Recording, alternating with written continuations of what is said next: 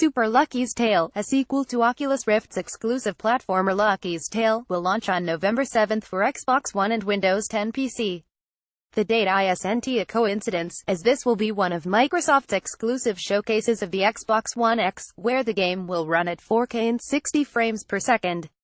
In an interview published by GamePost yesterday, Super Lucky's Tale Paul Bettner, CEO of Playful Corp, drew parallels between the performance profiles of Xbox One's at 1080p at 3.0 and Xbox One X's 4K at 6.0, before adding that he expects the performance differentials to grow over time as the Xbox One X is literally just getting started. That's another really good question. So I can't speak to what it's like for different game developers.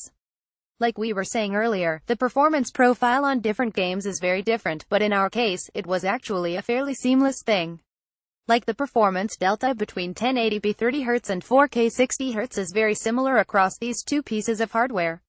The amount of extra pixels and fidelity that we're pushing on the Xbox One X is there is not a lot of difference between what we had to do to get the game running on the Xbox One S at 1080p 30Hz and the Xbox One X at 4K 60Hz, so that was a great advantage for us in building this one game for both those platforms. If that's the case for other developers, that's phenomenal because there's almost no porting effort involved.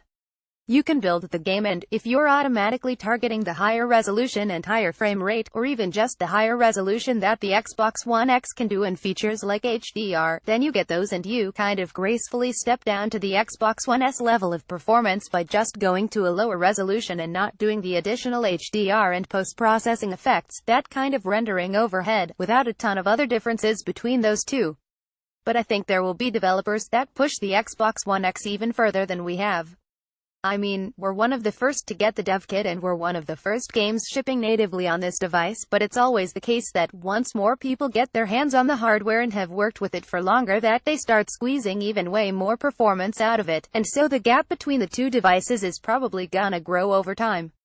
The Xbox One, at this point, is a well-understood piece of hardware that has a lot of the optimizations and that work has already been done, but for the Xbox One X, that's just starting.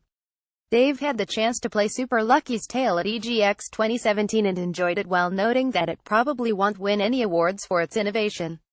Check back closer to launch for our full review of the game. But despite some minor gripes, it looks like there'll be fun to be had with Super Lucky's Tale. It looks great on the Xbox One X and will make a nice accompaniment with a big 4K display. It's just a shame that some VR game design leftovers look odd without VR.